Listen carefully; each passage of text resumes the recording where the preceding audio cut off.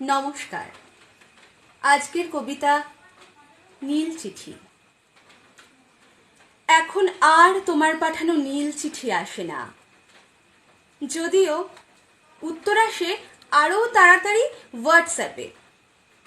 কথা হয়, চ্যাট হয়, ভিডিও কলও হয়, কিন্তু সেই আবেগ মাখা প্রতীক্ষায় থাকা নীল চিঠি আর আসে না।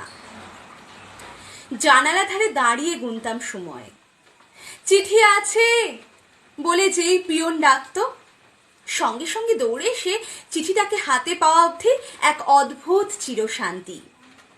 তারপরই পড়তো দীর্ঘশ্বাস। মনে হতো তোমার অনুভবে স্পর্শে কাটবে সারাদিন অপেক্ষার ছুটি আজ। কতক্ষণে খাম খুলে পড়বো তোমার চিঠি।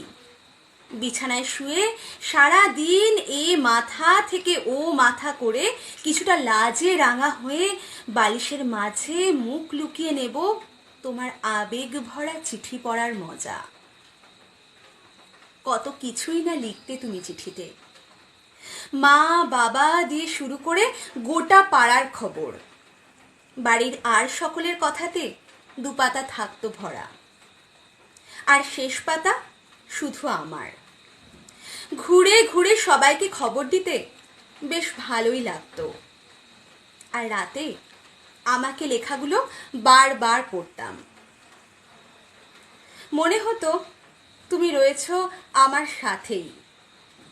দূরত্বের ব্যবধান মনে হয়নি কখনো, কিন্তু সময়ের এই পালা বদল তোমার আবেগ মাখা মুহূর্ত থেকে বঞ্চিত করলো আমায়। এখন তুমি আরো ব্যস্ত থাকো, কথা বলা যায় না এখন আর, কারোর খবর নেওয়ার সময়টুকুও নেই। কেমন যেন একটা ব্যবধান সৃষ্টি হয়েছে, যা আগে ছিল না।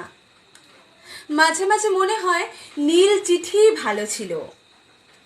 নীল আকাশ জোড়া ভালোবাসার রং মাখা চিঠির মাঝে তোমায় তো কাছে পেতাম সারাক্ষণ।